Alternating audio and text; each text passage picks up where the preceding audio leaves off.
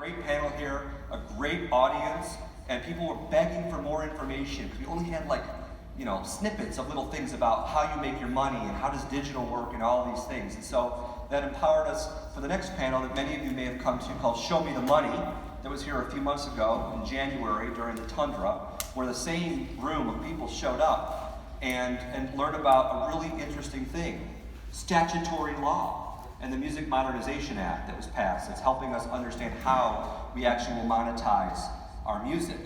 Okay? So, I'm going to have our friend Jen come up from Spotify next. That's why let's welcome Spotify slide. Jen's going to, how many people in this room, raise your hands, have music on Spotify right now? Or have an artist you work with that has it on Spotify? Raise your hands. Yeah.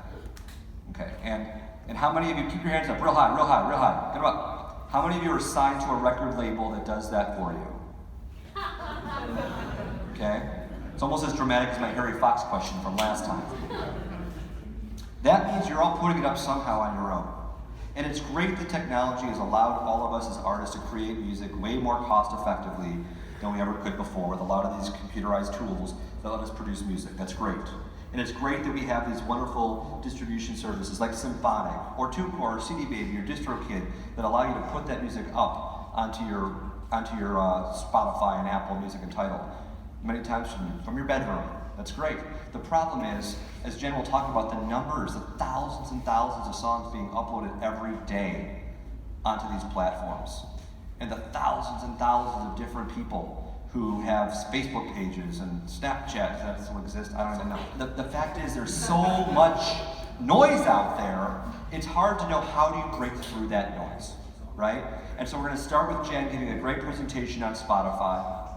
Be respectful to Jen and to our panelists that come after them, right? We're here to teach you as much as we can on how to break through that noise a bit, okay? So with that said, I'm going to turn it over to Jen. Jen, come on up. Let's give her a round of applause. Let's get her slideshow started.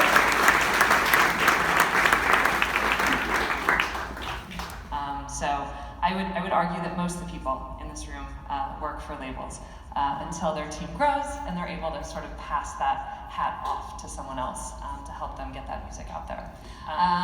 So I'm Jen, Jennifer Masse. I'm the Global Head of Independent Label Support at Spotify. I look after labels. So again, if you guys are releasing your own music, you are a label. So that really is artists and labels. So here's some recent stats. We've announced we have 217 million monthly active users around the globe. 100 million of them are paying subscribers, so they pay that $9.99 a month to subscribe. And 79 markets launched around the world. So we're not live in every country, but we're live in 79 territories. And Randall has known me a long time from Symphonic. We worked together when I was at a trade organization before this position. And I remember when Spotify first launched in the US, and people didn't want to license their catalogs to them. And I said, they're like, I made $5 last month or whatever. And it's like, well, it's not about 1 million subscribers, it's really about 1 billion. And even when I said that when I was at this trade organization, I was like, wow, that sounds like a crazy number. I have 1 billion people paying for music, especially at that time when it was all P2P and nobody was paying for music. The idea of getting to 1 billion seemed crazy. So the fact that 217 million people are being monetized with Spotify's help is a pretty exciting number to me, and it keeps growing. So yeah, I think there's a lot of opportunity there.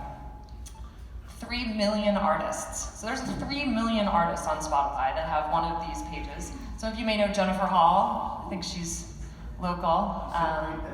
Perfect. I'm going to do my presentation. I hope you'll forgive me. So this is her artist profile page. This is what it looks like on platform.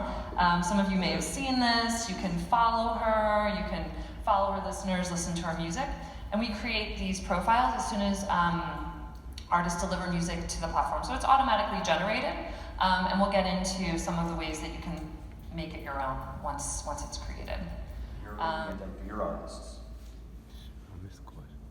I mean, I guess, honestly, I just told you before, like, being able to, like, identify when you're at that stage, like, the regional numbers, and to know, especially touring-wise, where certain tracks are performing really well. It helps you build a set list. makes you figure out tour routing in general. Like, it's such a valuable tool, especially for developing artists, because it actually gives you real analytics of what's going on. Like, I've had many instances where artists feel that, like, oh, my audience on YouTube is coming from X, Y, Z place. And then you go in the back end and you're like, oh my God, all the streams are coming from Vietnam. Like, what?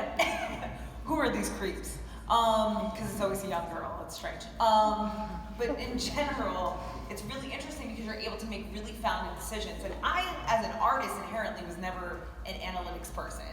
And that always, you know, because I've been in the music industry long enough before analytics were the bread and butter of everyone's conversation.